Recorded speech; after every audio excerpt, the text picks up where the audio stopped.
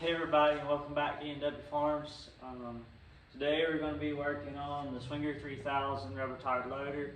We've got to replace the packing in this cylinder right here that's actually the boom lift cylinder, and then we need to replace the packing in the actual turn cylinders too. So this is what we're going to get into. It's muddy, sloppy. We done been out feeding cows, tromping in the mud, trying to do that. Got that taken care of. Found us a nice dry place, somewhat warm, to work on the Swinger for the day. I'm going to tear this down, and then I'll take the cylinder and go get the seal kit for it. Same thing with the other ones. Just want to take a minute. Thank you for tuning in. Thank you for becoming a subscriber. If you're a new subscriber, we've gained a lot of new subscribers here lately. And so I just wanted to tell you thank you. If you're an old subscriber, thanks for watching. We appreciate you watching, tuning into our videos. And then just a little bit about us. My name's Evan. Of course, this is E&W Farms. This was my grandpa's farm, third generation farmer, and so that's where the E and the W comes from. His name was Willard, my name's Evan, so we put the two together and that became our farm brand whenever we went to farming together in later years.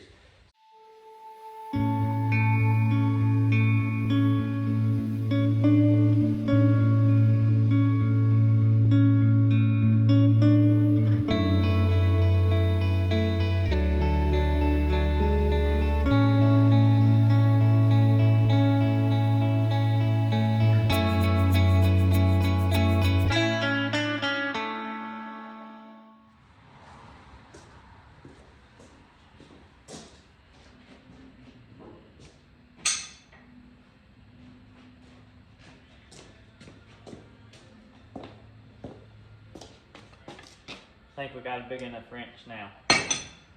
Let's see if we can get this bad boy to spin off here.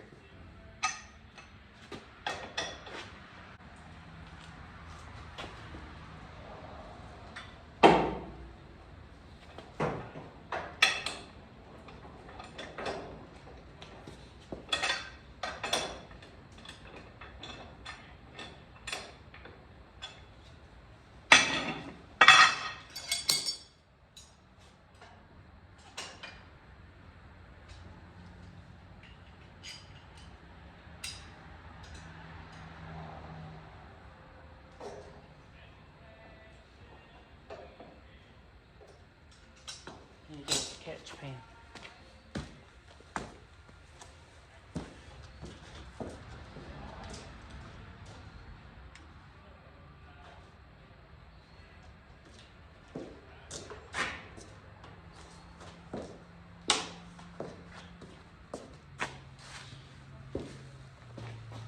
Alright, so we're going to put this catch pan underneath here to catch this. We're going to unbolt, take the lines off the cylinders and unbolt the back of the cylinder, because the front, the pin that's in there, the only way we ever going to get that pin out is cut it out with a cutting torch. But I can collapse this cylinder in after I take the hoses off, and I'll unspin it and then leave the rod attached to the machine and just take the gland and the cap here off, and that way I can get my seals and then put them back in.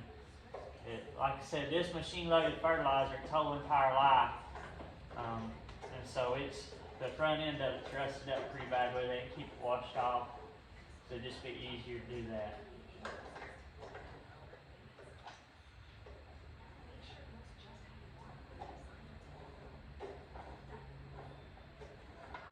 This hydraulic oil that's in this machine too, it's a different brand. I've never seen it this color, but I'll try to catch it in a clear bottle and show you. It's almost a turquoise blue color. And so if you're watching this and you know anything about hydraulics and you know what brand that is, me and Bruce have racked our brains, and he said he had seen it that color before, but he couldn't remember what brand it was. It'd been so long, and I've never seen it that color. So maybe one of y'all have seen it that color before and can remember it.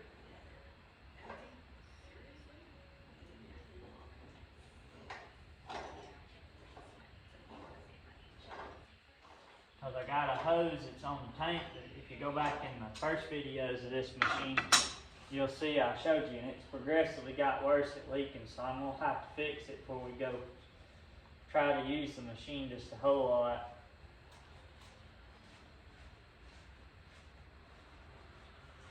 And I'm either gonna have to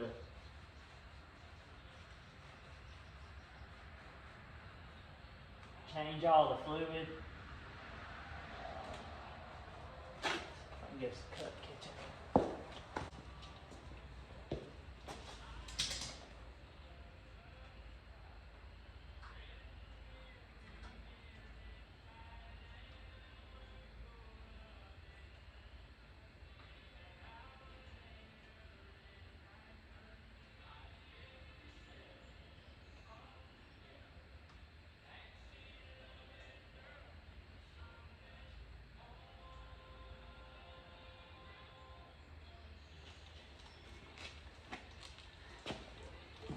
Maybe you can see that. It's like a green color. I've never seen hydraulic oil that was that color. So if you have run into that color hydraulic oil, that brand, drop me a comment so I can hopefully find it, put the right, that way I can get the right fluid for the machine, for whatever all the other cylinders and stuff are running. And I guess this is one of those things about YouTube that I watch a lot of Jay Paydirt stuff out in Idaho, and he's old school, runs all old cat equipment, but he says all the time on his YouTube channel when he's working on stuff that he's not here to be a smart aleck and act like he knows it all, but YouTube as a whole, if you look at it in the grand scheme of things, it's a large community of people, like-minded people trying to accomplish the same goal, and that's to spread the word about whatever their interests are or whatever their industry is, and we're here to help each other. And you know, and so it's like I tell students all the time, I don't expect you to know everything, but I at least expect you to know maybe how to find information. And there's things that just because you're around something all the time doesn't mean that you necessarily know it all or have seen it all, because there's so many different options on how things are done. And so it's one of those things, maybe one of y'all can help us out, help us figure out what kind of fluid we got.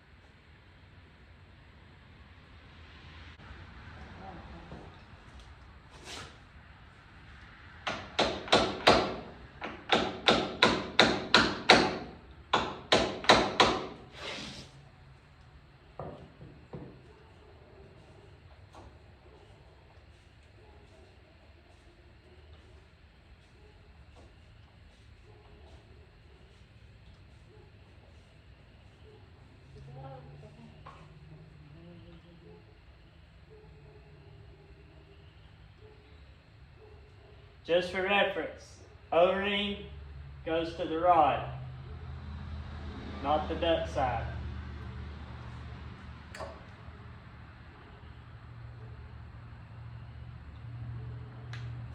Alright, so there's what we need for this side.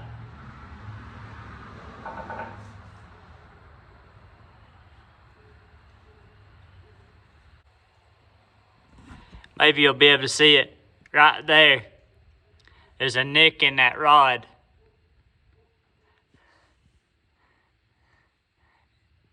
And it's rough enough I can catch it with my finger.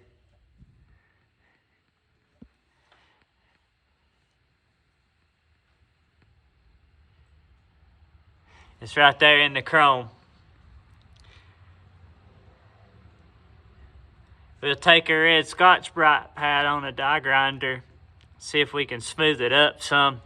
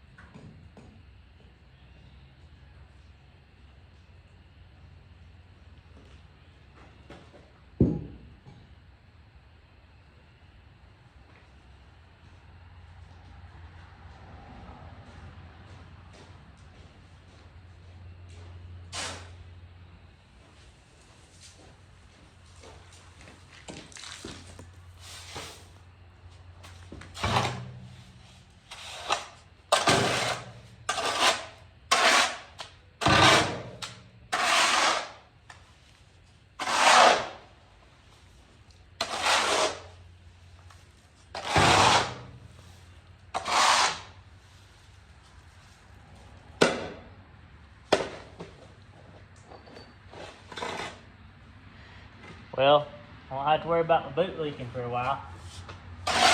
It'll be waterproof.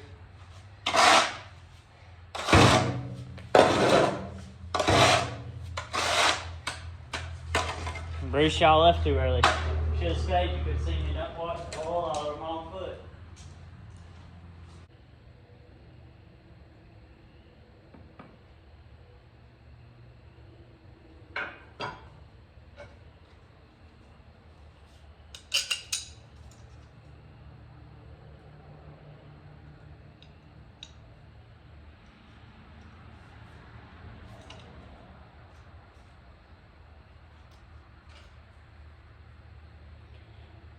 How tight that is.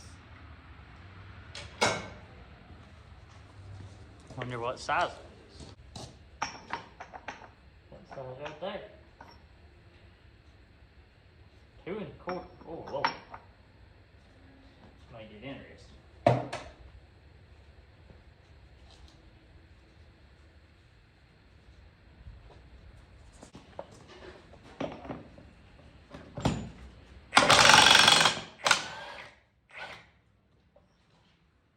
That was a lot easier than I expected it to be.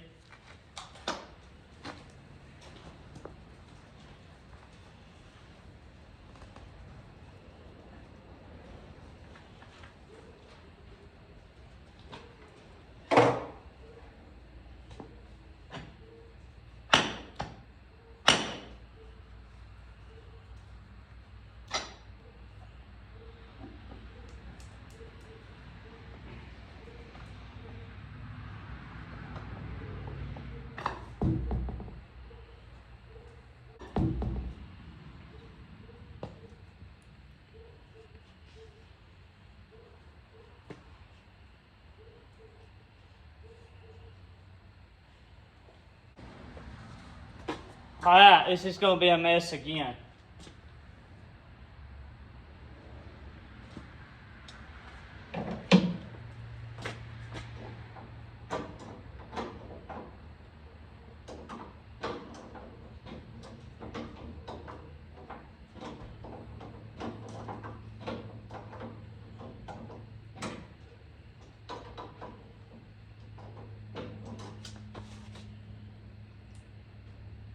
That's a good one. Wish you could listen to it. But you can't, because then we'd be in trouble. But it's Keith Whitley, Miami.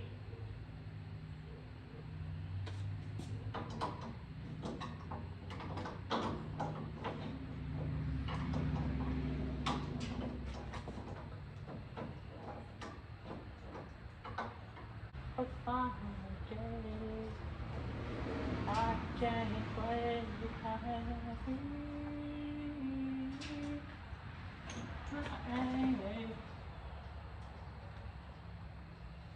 took you so long, I thought you'd never call.